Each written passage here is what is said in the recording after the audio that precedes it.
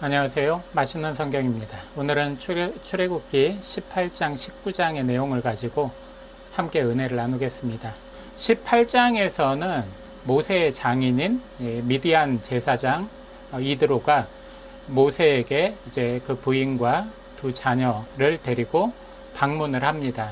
이제 18장과 19장에서 이제 이드로의 방문의 이유, 그리고 그 뒤에 펼쳐지는 여러 가지 이야기를 함께 내용을 살펴보면서 은혜를 나누도록 하겠습니다. 모세는 홀로 사역을 거의 감당을 했죠. 그 상황에서 많은 어려움들이 보입니다. 모세 한 명이 백성들의 잘잘못을 따지는 재판을 하고 있는 것이죠. 그런 광경을 모세를 방문한 모세의 장인 이드로가 발견하고 이러한 권면을 합니다. 17절 18절에 내가 하는 것이 옳지 못하도다. 이 일이 내게 너무 중함이라. 내가 혼자 할 수 없으리라. 인간은 홀로 살아갈 수 없는 사회적 존재라고 말을 하죠. 마찬가지로 교회 안에서도 교회는 합력하고 동역하는 유기체라고 했습니다. 예수님께서도 말씀하셨죠. 그리고 바울은 고린도전서 12장 26, 27절에서 이렇게 언급합니다. 만일 한 지체가 고통을 받으면 모든 지체가 함께 고통을 받고 한 지체가 영광을 얻으면 모든 지체가 함께 즐거워하느니라. 너희는 그리스도의 몸이요 지체의 각 부분이라. 이렇게 말하면서 교회는 합력하고 동역하는 유기체라는 것을 강조하고 있습니다. 그래서 이드로가 권면을 해주죠. 21절에 보면 능력 있는 사람을 뽑아라. 그리고 곧 하나님을 두려워하며 진실하며 불의한 이익을 미워하는 자를 세우라. 이드로는 미디안 지역의 제사장이라고 언급되어 있습니다. 그런데 그 제사장직, 미디안에서 지도자직을 경험하면서 많은 노하우가 있었겠죠. 그리고 모세가 하는 행위에 대해서 이 일은 너무 중요하기 때문에 너 혼자 할 수 없다라고 얘기를 하죠. 우리가 보통은 이제 공동체에서 지도자나 리더를 맡고 있을 때는 누군가의 권면이 귀에 잘 들어오지 않습니다. 뭔가 부족한 것 같고 뭔가 능력이 떨어지는 것 같은 그런 느낌을 받아서 기분 나빠하죠. 하지만 모세는 이 부분에 대해서 권고를 잘 받아들였죠. 그리고 이것을 하나님께 물어보고 집행을 하게 됩니다. 먼저 하나님의 말씀을 가르치라. 앞서 21절의 말씀은 이제 동역자로서의 자격, 그리고 리더로서의 자격이 될 만한 사람의 기본적인 소양이고, 그리고 그 앞서서 백성들에게 먼저 하나님의 말씀을 가르치라고 이야기합니다. 그 이유는 자정 능력이 있기 때문에 그렇죠. 그러니까 먼저 백성들이 지금으로 따지면 성도들이 하나님의 말씀을 잘 배우고 그걸 익혀서 평상시에 삶에서 그것을 적용을 하면 하나님의 말씀을 위배하거나 불의나 불신앙에 빠지기가 힘들겠죠. 마찬가지로 모세에게 이드로는 권면을 합니다. 먼저 하나님의 말씀을 백성들에게 가르치라. 그리고 나서 이제 동역자의 조건을 얘기를 하죠. 하나님을 두려워하는 유능한 사람, 불의한 이익을 미워하는 진실한 사람. 정확하게 얘기하면 네 가지죠. 하나님을 두려워하는 사람, 유능한 사람, 불의한 이익을 미워하는 사람, 그리고 진실한 사람이 이제 동역자로서의 자격을 가질 수 있다는 거죠. 그리고 그들이 합력하는 유기체가 될 수 있다는 것이죠. 우리는 이런 말을 많이 합니다. 특히나 교회나 어떤 종교적인 집단이나 이런 데서는 세상도 마찬가지지만 도덕성을 중요시합니다. 그래 착하다는 것을 중요시하게 여기죠. 그런데 이런 말이 있죠. 착한데 무능력하다. 그러면 전쟁에서 굉장히 성실한데 무능력한 지도자가 있으면 그 군대는 위험에 처하게 되죠. 반대로 악한데 유능한 사람, 이런 사람은 그 사회를 좀먹고 혼란을 가중시키는 역할을 하죠. 예전에 종교개혁이 일어났던 발발했던 원인 중에 하나가 성직매매였습니다.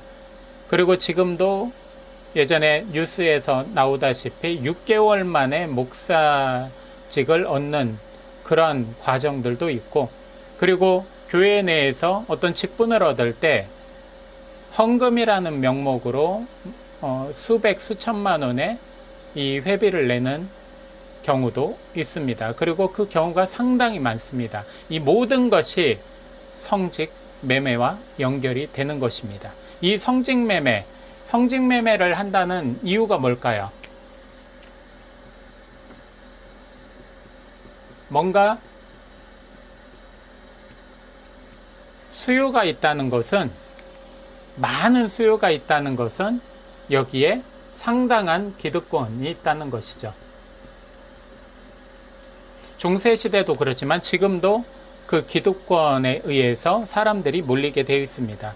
어느 순간에 목사라는 직분이 선망의 대상이 되어가고 있습니다. 헌신하고 섬기고 예수님의 그 길을 걸어야 되는 제자들이 이제는 대우받고, 그리고 많은 사람들에게 선망의 직업으로 떠오른다는 것, 이것은 상당히 문제가 큰 것이죠. 지금 가지고 있는 이 기득권들, 이거 무엇과 관계되어 있나요? 돈과 어떤 권력과 관계되어 있죠. 이 두 가지가 항상 우리 사회에서 많은 사람들의 이제 관심을 받게 되고, 이 자리에 위치해 있기를 바라는 사람들이 늘어나게 되죠. 목회자든 그리스도인이든 예수님의 향기를 바라려고 그 자리에 있는 사람이라면 예수님을 닮아야 되고, 예수님이 하신 행적을 우리가 다시금 묵상을 하면서 그 예수님의 희생, 그 예수님의 용서, 그 예수님의 그 놀라운 사랑의 실천, 이런 것들을 다시금 묵상하고 되새기면서 그 길을 걸어가야 될 줄 믿습니다. 드디어 모세는 이제 백성들과 함께 시내산에 도착을 합니다. 이 시내산에 도착해서 하나님은 백성들을 향해서 고무적인 말씀을 하시죠. 너희가 내 소유가 되리라. 5절에 나와 있죠. 그런데 이 5절에 내 소유가 되리라 하는 전제가 있어요. 내가 너희에게 말한 내 언약을 지키면 내 소유가 되리라. 그리고 하나님의 소유가 된다는 것은 하나님께서 온전히 책임지시고 개입하시고 지켜주신다는 말씀이죠. 이거는 하나님의 소유라는 건 특권이 됩니다. 그리고 나서 6절에 너희는 제사장 나라가 되고 거룩한 백성이 되리라. 이제 하나님의 소유로서 특권을 받았다면 이제 우리는 제사장으로서, 제사장 나라로서 선교적 사명을 감당해야 되고, 거룩한 백성으로서 구별된 삶을 살아야 된다는 의무를 가지게 됩니다. 그래서 우리가 그리스도인이라는 것, 그리고 우리가 제사장, 왕 같은 제사장이라고 얘기를 하죠. 이 왕 같은 제사장이라는 것은 고귀한 제사장으로서 누린다는 말이 아니라, 우리가 교회에서 하나님 안에서 교회를 섬기고 하나님을 섬기고 그리고 모두를 섬기는 것처럼 이제 교회 밖에서 나가면 그 한 사람 한 사람이 제사장으로서, 파송된 제사장으로서 이웃과 세상을 섬기면서 빛과 소금이 되어 하나님의 이름을 높이라는 것이죠. 이것은 그리스도인의 의무이고, 그리고 우리의 개인적인 구별된 삶, 죄에서 구별된 삶을 살아가는 것과 더불어 가장 중요한 의무 중에 하나입니다. 그래서 제사장이라는 것은 어떤 특권이 아니라 의무라고 우리는 알고 있어야 되고, 내가 제사장이니까 지금으로 말하면 내가 이제 목회자의 역할을 할 수 있다 해서 강단에 서서 나도 설교를 해야 되겠다. 그리고 내가 목회자가 하는 일을 해야 되겠다. 여기 나와 있는 것처럼 기득권을 가지고 뭔가 좌지우지 해야 되겠다. 이것은 잘못된 제사장직에 대한 이해죠. 제사장은 백성들의 기도와 백성들의 제사, 백성들의 그 마음을 모두 하나님께 전달하고 하나님께 중개하는 역할, 중보하는 역할, 섬기는 역할이 제사장의 역할입니다. 그리고 제사장 나라가 된다는 것은 이 한 사람이 대표해서 뭐 제사장을 하는 것이 아니라 모든 이스라엘 민족이 제사장이라는 것이죠. 지금으로 따지면 여기 언급한 것처럼 이 시대에 구원받은 성도 모두가 제사장직을 수행해야 한다는 하나님의 말씀이죠. 베드로전서 2장 9절의 말씀은 너희는 택하신 족속이요 왕같은 제사장이요 거룩한 나라요 그의 소유가 된 백성이니 이는 너희를 어두운 데서 불러내어 그의 기이한 빛에 들어가게 하신 이에 아름다운 덕을 선포하게 하려 하심이라.